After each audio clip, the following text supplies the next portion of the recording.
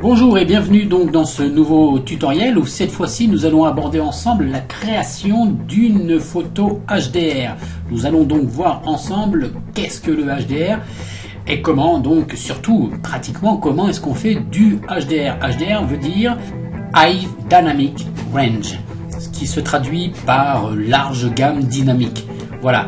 Donc le principe c'est d'essayer de restituer toute la plage dynamique d'une scène. Dans un article consacré au digital blending, j'avais donc évoqué effectivement la difficulté qu'ont nos appareils à restituer toute la plage dynamique d'une scène. Et donc dans cet article consacré au digital blending, je vous avais montré comment est-ce que l'on pouvait par exemple prendre le ciel d'une photo qui était correctement exposée dans une photo et le premier plan d'une seconde photo de la même scène, premier plan dans cette seconde photo qui lui aussi était correctement exposé et mélanger ces deux zones afin d'obtenir un cliché avec la restitution de toute la plage dynamique de la scène. Le HDR, c'est un petit peu le même principe, sauf que cette fois-ci, on va mélanger plus de deux photos en règle générale. On va essayer de mélanger au minimum 3 photos avec donc 3 expositions différentes. Mais cette fois-ci, on ne va plus agir par zone, on va agir sur l'intégralité de chacune de nos images. En fait, le logiciel qui va traiter nos images va agir pixel par pixel. Bon, je ne vais pas rentrer dans les détails techniques, mais on va plutôt regarder concrètement, voir ensemble concrètement comment est-ce qu'on fait du HDR. Donc j'ai là 5 photos. Mais avant d'aller plus loin, une petite précision d'ordre pratique. On va réaliser ce HDR au moyen de Lightroom et de Photoshop, au moyen du module de fusion HDR de Photoshop, pour des raisons pratiques. Il existe d'autres logiciels qui permettent de faire du HDR, je pense notamment à Photomatix, à HDRFX, qui sont vraiment tous les deux très bons et que je recommande aussi, mais là pour des raisons pratiques, donc on va rester uniquement donc dans Lightroom et Photoshop. Donc voilà, nous avons 5 photos avec 5 valeurs d'exposition différentes. Ici une exposition à peu près normale, même si je reconnais que cette photo est un peu trop exposée à gauche. Pas très important, même si c'est un peu limite, ça se rattrape très très bien. Une photo très sous-exposée, une photo un peu moins sous-exposée, une photo surexposée et une photo carrément très très surexposée. Les valeurs d'exposition vont de 0 à -2, -1, +1, +2. Donc voilà, je passe en mode développement. Je suis donc en mode développement et donc la première chose à faire, eh bien, c'est... Alors je vais d'abord choisir ma photo correctement exposée et donc la première chose à faire, c'est d'activer la correction de profil. Ceci afin de corriger les déformations induites par votre objectif au moment de la prise de vue. Ici donc mon objectif a été correctement reconnu par Lightroom, donc aucun problème à ce niveau là. Donc maintenant je vais dans les réglages de base et dans les réglages de base on va d'abord en tout premier lieu commencer par le réglage de la balance des blancs. Donc là je vais demander à Lightroom de faire un réglage automatique. Vous allez voir qu'il va pas y avoir énormément de changements. On est passé de 4750 à 4850. La raison en est qu'en fait, pour moi, la balance des blancs était déjà relativement correcte en fait. Par contre, oui, il m'a mis peut-être un tout petit peu trop de magenta. Je vais baisser, voilà. Voilà. Donc, il n'y a pas de gros changements au niveau de la balance des blancs. Souvent, pour la balance des blancs, je laisse Lightroom. D'abord, je demande à Lightroom de faire une correction automatique et je fais ensuite quelques ajustements donc au moyen des curseurs température éteinte. Ensuite, on va s'occuper donc de la tonalité donc de notre photo. On va d'abord augmenter l'exposition, donc quasiment +1, et également le contraste. On va amener un peu de contraste, pas trop, comme ceci. Je vais baisser les hautes lumières, voilà, comme ceci. Je vais ouvrir aussi un peu mes ombres, voilà, ce qui va notamment, vous voyez, m'éclaircir le premier plan et puis cette zone ici là au niveau des haies qui sont de part et d'autre de la maison. Je vais baisser le curseur des blancs. Et là, vous voyez, je fais apparaître un petit peu de structure au niveau des nuages ici. Vous voyez, il y avait de l'information quand même, malgré tout. Et je vais baisser un tout petit peu mes noirs. Voilà pour la tonalité. Maintenant, je vais augmenter un tout petit peu la clarté, mais pas trop, puisque ça, ce sont surtout des réglages de finalisation auxquels on procédera une fois qu'on aura donc fait le HDR. Je vais envoyer également un tout petit peu de vibrance, voilà, mais pas trop comme ceci, un tout petit peu moins, voilà. La clarté et la vibrance, on y reviendra donc après, comme je viens de le dire, lorsque l'on aura finalisé, lorsqu'on voudra donc finaliser notre image. Il ne me reste plus maintenant donc à synchroniser mes photos. Donc, je suis toujours positionné sur la photo sur laquelle j'ai procédé aux ajustements. J'appuie sur la touche Shift, je clique sur la dernière image, je clique sur le bouton synchroniser ici en bas à droite. Je vérifie que tout soit sélectionné au moyen du bouton tout sélectionner et je clique tout simplement sur synchroniser. Donc voilà, Lightroom applique les mêmes réglages aux 4 autres photos. Il ne reste plus maintenant pour chaque photo qu'à procéder qu'à quelques petits ajustements. Donc pour la photo la plus sous-exposée, je vais diminuer l'exposition, diminuer les noirs, faire de même sur la photo sur la photo sous-exposée suivante, donc c'est celle qui vient juste après. Voilà, pareil, sur la photo surexposée, on va baisser encore les hautes lumières et les blancs, et puis sur celle qui est très surexposée, on va en faire autant. Donc voilà, maintenant nous sommes prêts à exporter nos photos vers le module de fusion HDR de Photoshop. Donc pour ce faire, c'est très simple, nos 5 images sont sélectionnées, je fais un clic droit, modifier dans Fusion HDR Pro dans Photoshop. Je clique et on laisse Lightroom travailler. Donc voilà, Lightroom lance Photoshop et nos images vont donc être ainsi chargées dans le module de Fusion HDR Pro de Photoshop. Voilà, on va laisser travailler. Moi, je vous reprends juste après, dès que Photoshop aura terminé. Voilà, donc Photoshop a fini donc de travailler. Le module donc de fusion HDR de Photoshop s'est donc lancé avec le mélange de nos 5 images. Donc là, vous voyez, pour l'instant, ça fait une soupe un petit peu curieuse, un petit peu bizarre. C'est pas très joli, c'est pas très esthétique. Bon, pas de panique, on va améliorer tout ça. Donc là, à ce niveau-là, moi, je commence par la première chose que je fais toujours, c'est par supprimer ici, cocher la case, supprimer les décalages. Voilà. Même s'il n'y en a pas, même si, enfin, si à l'œil nu, si visiblement il n'y en a pas, je clique toujours cette case.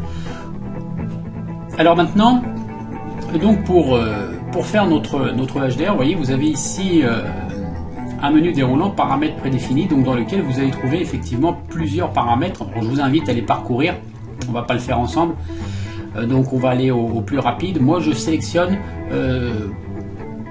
quand je travaille au moyen de Photoshop. Il faut savoir juste une petite chose, c'est que, enfin, pour ma part, personnellement, je fais très peu de HDR avec Photoshop. Je préfère le rendu HDR soit de Photomatix, soit de HDR FX Pro.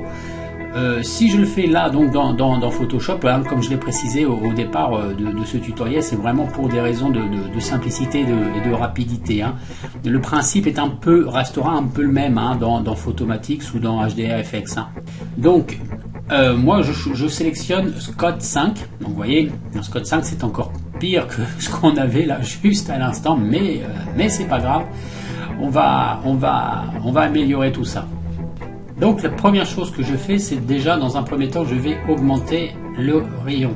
je vais très légèrement augmenter le rayon et je vais aussi augmenter un petit peu, voilà, mon intensité. Je vais augmenter les gammas, j'augmente mon exposition un tout petit peu, pas trop, je vais baisser mes détails.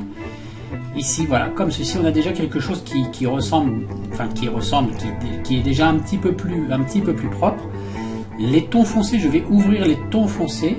Ici, je vais même carrément pousser le curseur presque à fond, vous voyez. Les tons clairs, je suis au maximum, je n'y touche pas, je laisse comme ça. Et par contre, je vais baisser la vibrance, voilà. Là, voilà. Vous voyez, là, on est pas mal, hein, même au niveau des hautes lumières, là-haut, on est pas mal. On a vraiment quelque chose déjà d'un peu plus propre. Donc voilà, là, je vais cliquer sur OK. Et donc Photoshop va maintenant nous créer le fichier à l'intérieur, enfin le module de fusion HDR donc de Photoshop va nous créer le fichier à l'intérieur même de Photoshop. Hein. Je vous reprends dès qu'il a terminé. Donc voilà, notre image est maintenant ouverte dans Photoshop. Hein, vous voyez, quand même, ça fait, moi je trouve que ça fait quand même vraiment du très bon travail. Après, on n'est pas, voilà, on n'est pas forcé d'aimer ce rendu. Hein. Le HDR, c'est vraiment un petit peu, comme je le disais, ça divise un peu le monde de la photo. Il y en a qui aiment, d'autres qui n'aiment pas. Alors maintenant, ce que l'on va faire sur cette image, eh ben, c'est qu'on va accentuer sa netteté. Donc on va dans un premier temps, on va dupliquer ce calque. Donc je le glisse ici sur l'icône du représentant un calque cornet. Voilà, il nous fait une copie du calque d'arrière-plan. Vous pouvez faire CTRL-J aussi. Et pour accentuer sa netteté, on va faire une petite technique.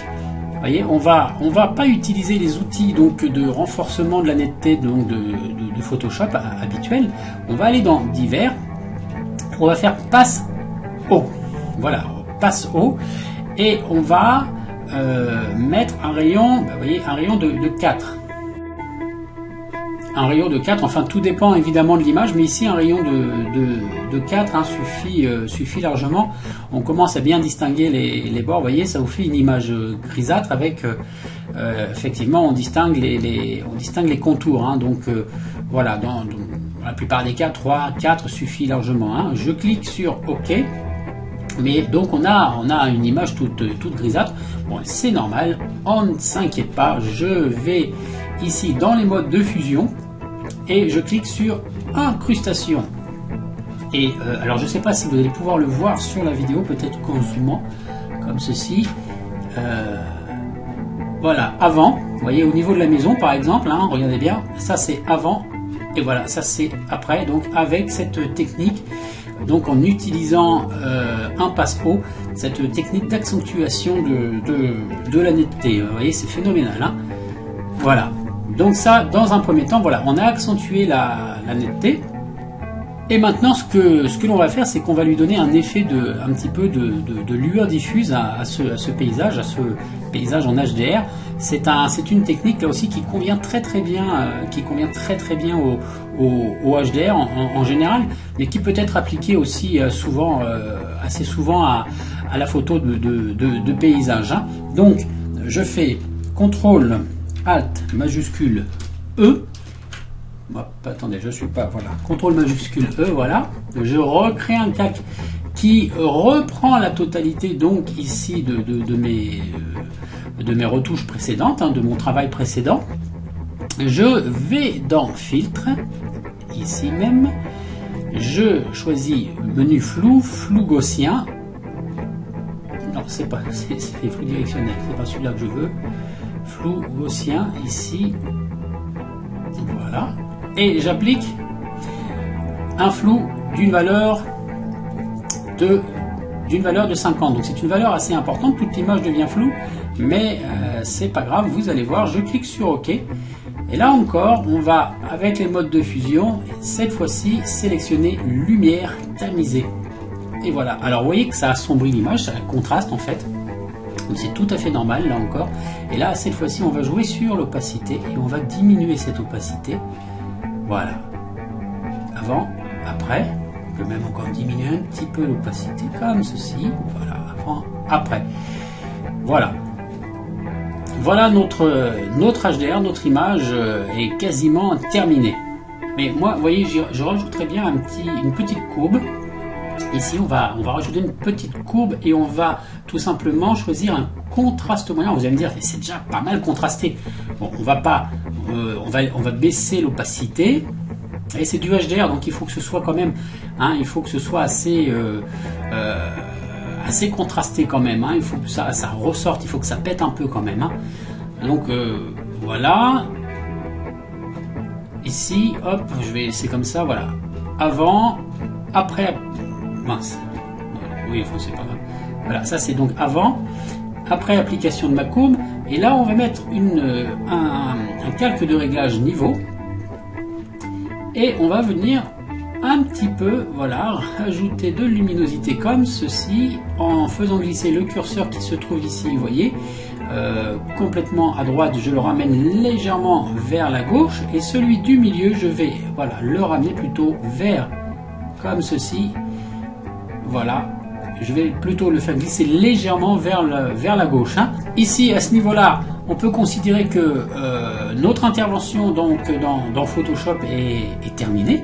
Donc, je fais CTRL S, j'enregistre maintenant cette image, et comme on a importé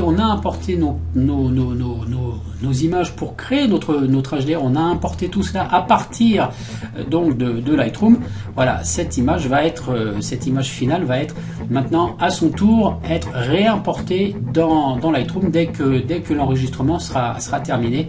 Vous voyez la barre de progression ici en bas, et puis en haut vous avez le pourcentage d'avancement. Hein. Voilà, de retour donc dans Lightroom, et bien effectivement, vous voyez notre HDR est ici.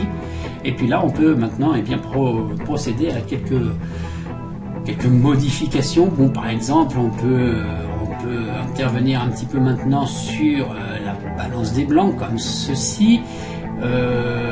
L'exposition va pas y toucher, le contraste, bah écoutez, ma foi, le contraste ça suffit. Les hautes lumières, on peut baisser un tout petit peu si on n'est pas satisfait là-haut. Ici, au niveau des hautes lumières. Au niveau des ombres, bon bah ma foi c'est très bien, je vais baisser un tout petit peu. Voilà, au niveau des blancs, on peut voilà baisser comme ceci. Et au niveau des noirs, je ne vais pas toucher, je vais voir si j'aurai un petit peu comme ceci la clarté. Alors vous voyez, la clarté, si on pousse à fond, ça donne vraiment un effet voilà, très très prononcé, hein, très HDRisé effectivement. Donc on va laisser, voilà, moi je vais mettre comme ceci. Au niveau de la vibrance, après, alors ça c'est selon les goûts, on peut avoir quelque chose comme ceci, on peut avoir quelque chose comme ça. Voilà, ça c'est vraiment laissé à l'appréciation de chacun. Hein. Bon, moi je vais voilà, peut-être pousser un petit peu comme ceci, voilà, c'est très bien. Et là, on va maintenant procéder à un petit dodge and burn. Donc rappelez-vous hein, le tutoriel que je vous ai fait à ce sujet. Je double-clique ici sur effet afin de tout remettre à zéro. Au cas où ça ne serait pas le cas, je vais augmenter mon exposition et je vais commencer. Vous voyez mes rayons de soleil là, et ben je trace un trait sur mes rayons de soleil. Bon, attendez, qu'est-ce qu'il m'a fait parce que voyons voir. Voilà, je trace un trait sur mes rayons de soleil. Je modifie la taille de mon pinceau en fonction donc de ce que je veux faire. Voilà, c'est peut-être un petit peu trop, alors on va baisser un peu, voilà, hop, ici, en fait j'accentue simplement, voilà, j'accentue simplement les rayons qui sont diffusés là à travers la couche nuageuse, vous voyez, c'est du plus bel effet, donc sans trop exagérer non plus. Hein, on accentue ces rayons de soleil tout simplement. Voilà, comme ceci. Voilà, c'est pas trop mal. Et donc on va cliquer ici sur nouveau. Cette fois-ci, je baisse la valeur donc de l'exposition et je fais entre les coups de là où j'ai mis donc des coups de pinceau, je mets cette fois-ci des coups de pinceau plus sombres. Donc je vais augmenter un petit peu cette valeur là parce que c'est peut-être un petit peu trop, vous voyez. Là où j'ai mis, hop, ici. Alors ce qui permet en fait, ce que je suis en train de faire, j'accentue tout simplement hein, l'effet que j'ai donné. Donc en accentuant mes rayons de soleil, vous voyez, et ben j'accentue l'ombre qu'il y a entre chaque rayon de soleil de façon à faire ressortir justement un petit peu ceci, quoi. Voilà, tout simplement comme ceci. Voilà, voilà, hop. On peut considérer que là c'est pas mal du tout, ma foi, hein. C'est pas mal du tout. Donc pour ici au niveau donc du Dodge and Burn, ce qu'on peut faire ici, c'est assombrir peut-être un tout petit peu ici également. Donc on fait nouveau, voilà, je vais assombrir ici, vous voyez, très très légèrement. Vraiment le but c'est de ici à chaque fois de donner de l'intensité à l'image, hein, en utilisant cette technique, cette méthode du Dodge and Burn qui va vraiment venir donner du caractère. Donc les zones qui sont un petit peu sombres, et ben je repasse dessus. Voilà, je repasse un petit peu dessus afin de leur donner un petit peu plus de caractère. Je clique sur nouveau, j'augmente mon exposition et cette fois-ci, voilà, vous voyez, j'ai des zones plus claires ici. Et bien sur les zones plus claires, voilà, j'accentue l'exposition, la clarté sur les zones qui sont un tout petit peu plus claires. Voilà, un petit peu ici. Un petit peu là-bas dans le fond, là, vous voyez ici au niveau des, voilà, comme ceci. La brume là qu'ils indiquaient dans le fond, on peut l'accentuer, voilà, comme ceci. Voilà, on va arrêter ici pour le Dodge and Burn. Je vais peut-être recadrer un tout petit peu parce qu'il y a cette zone ici, là-haut, là, qui est un petit peu cramée, un tout petit peu brûlée, donc je vais, hop, voilà, comme ceci. Oui. Alors, c'est cette colline là au fond. Voilà, ce qui me plaît pas, c'est que c'est un tout petit peu bleu à mon goût. Donc, on va ici, donc dans l'onglet, dans le panneau teinte, saturation, luminosité, onglet saturation, je baisse la saturation des bleus. Vous voyez ici, vous pouvez utiliser cet outil, hein, donc qui est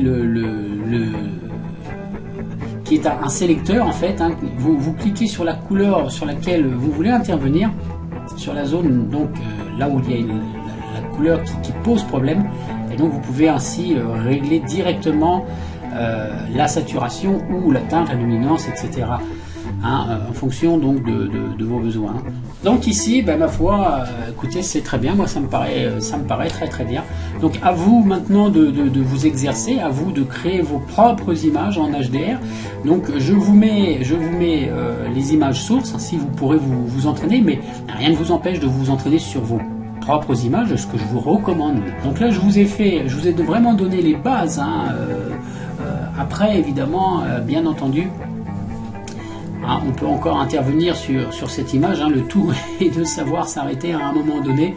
Alors oui, donc juste une chose, avant de finaliser donc cette photo, voyez-vous, je m'aperçois ici là que mon ciel est pas bon du tout. Enfin pour moi, à mon goût, il ne me plaît pas. Il a une teinte un peu jaunâtre, il est un peu trop chaud. Donc on va y remédier. Et donc ça va être l'occasion pour moi de vous montrer l'outil filtre gradué. Donc c'est cette icône ici. Vous cliquez dessus et donc vous accédez à une palette d'outils, à une palette de curseurs qui va vous permettre effectivement donc d'agir sur la teinte, notamment sur la température du ciel, sur son exposition, d'agir sélectivement sur la zone sur laquelle vous allez travailler. Donc pour ce faire, on va tirer un trait. Vous voyez, le curseur s'est transformé en croix. Je positionne mon curseur ici à peu près et je tire vers le bas. Donc je peux, vous voyez, je peux moduler mon filtre gradué, lui donner une direction plutôt, comme ceci par exemple. Je peux revenir, vous voyez, si je m'approche de l'épingle d'édition, mon curseur se transforme en double flèche incurvée, donc je peux changer la direction donc de mon filtre gradué. Moi, ce que je veux, c'est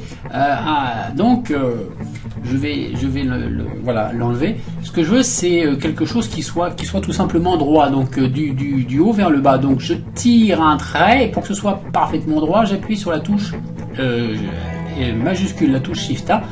Donc je descends jusqu'à peu près ici, vous voyez.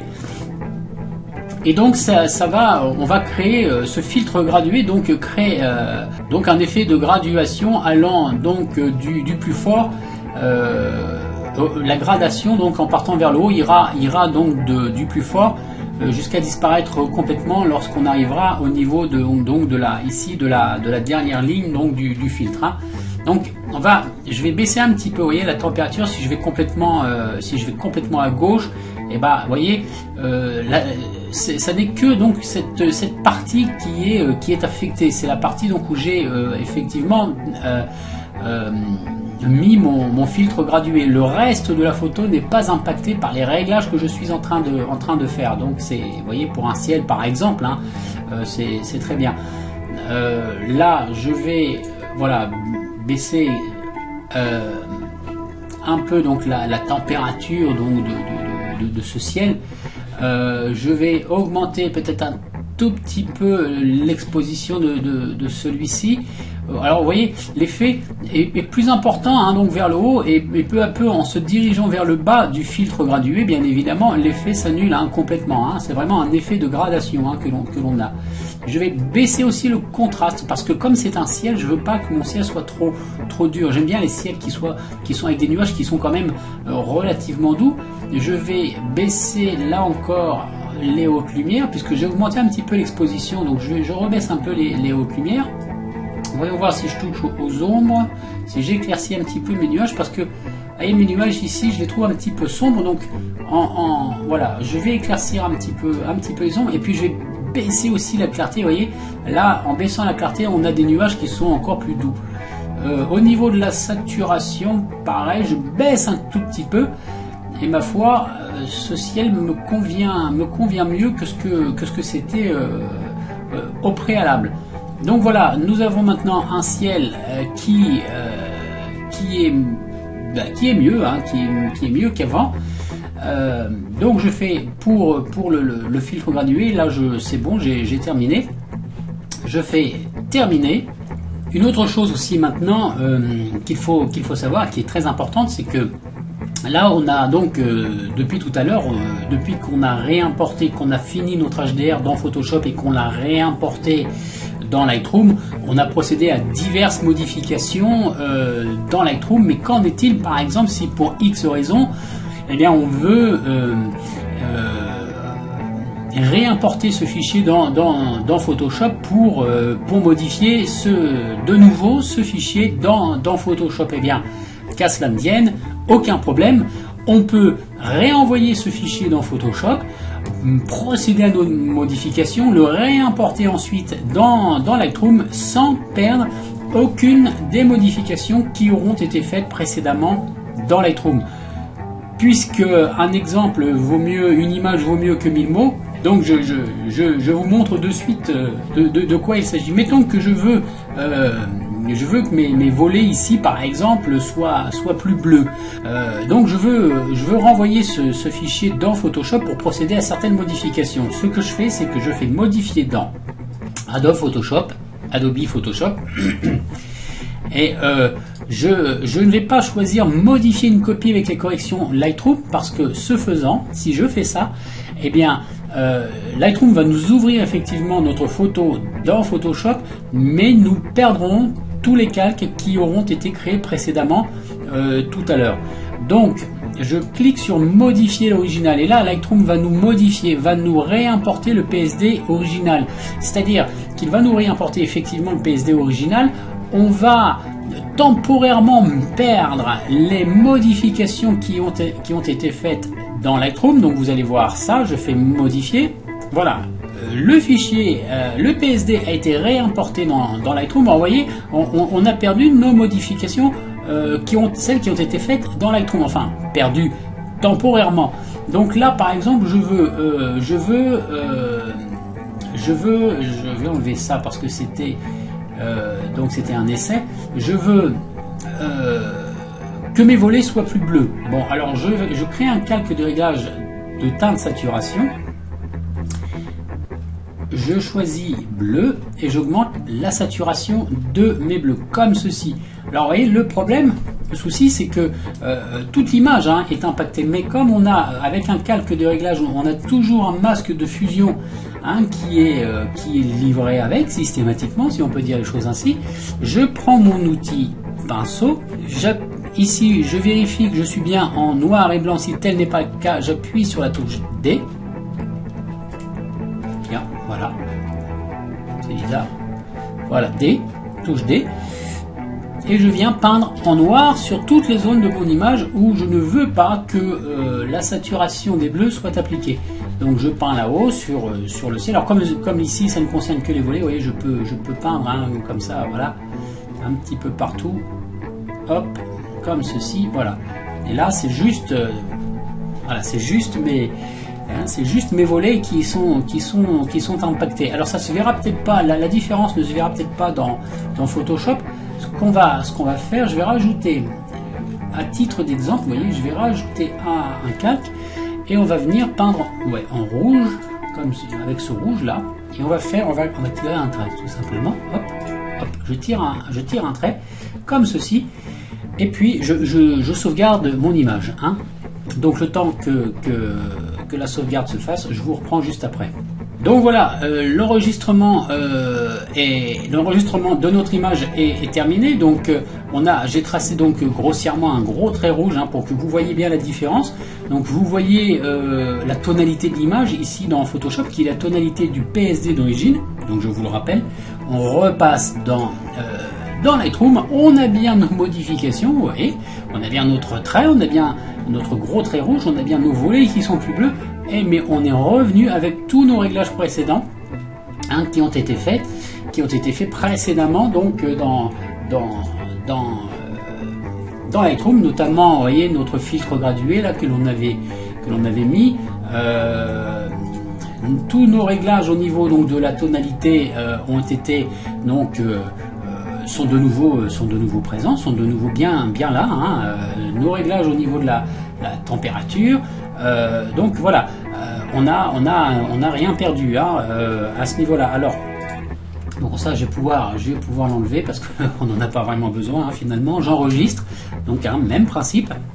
Et là, notre image va être enregistrée de nouveau, notre PSD va être enregistré de nouveau. Donc là maintenant je rebascule dans Lightroom. Donc notre gros trait rouge a bien disparu, mais nos volets sont toujours plus bleus. Donc voilà, on a donc pour simplifier, pour faire une synthèse des toutes dernières explications, on peut, lorsque on a procédé à une série de modifications dans Lightroom, que l'on travaille donc sur un PSD, sur un fichier issu donc de Photoshop, qu'il s'agisse de HDR ou d'autres choses, on peut basculer donc, rebasculer ce fichier dans Photoshop, procéder à de nouvelles modifications dans Photoshop sans ne perdre aucune des modifications qui auront été faites préalablement dans Lightroom. Donc voilà, vous avez vu, on peut vraiment jongler sans aucun problème entre les deux logiciels. C'est juste un coup de main à prendre. Donc voilà, ici on peut donc terminer effectivement en mettant par exemple voilà un petit vignettage comme ceci qui est du plus bel effet. Voilà, juste modifier un petit peu comme ceci. Voilà, là c'est pas trop mal, améliorer un peu le contour. Et bien voilà, ma foi, moi je suis très satisfait de cette image. Voilà, je pense qu'on peut s'arrêter là. Après vous, de votre côté, si vous voulez aller plus loin, si vous voulez procéder à d'autres modifications, voilà, je vous ai armé pour ça. Je vous ai montré vraiment toutes les bases nécessaires, je dirais, pour pouvoir vous amuser, pour pouvoir tirer toute la quintessence de ces fichiers. Après, le mieux c'est aussi d'essayer sur vos propres images, sur vos propres photos. Donc vous avez, comme je vous l'ai dit, vous avez déjà ces 5 clichés que vous pouvez télécharger sur le blog phototuto.com pour vous entraîner, pour vous amuser un peu avec. Mais Donc voilà, le mieux c'est aussi et surtout d'essayer avec vos propres photos. Moi je vous dis à très bientôt pour de nouveaux tutoriaux et à très bientôt sur phototuto.com. Surtout n'hésitez pas à laisser des commentaires, posez-moi des questions, que ce soit par commentaire, que ce soit via le formulaire de contact du blog. Hein, n'hésitez surtout pas, je répondrai à vos questions, je répondrai à vos commentaires, à vos emails. Donc voilà, je vous dis à très bientôt. Merci d'avoir suivi ce tutoriel. Au revoir.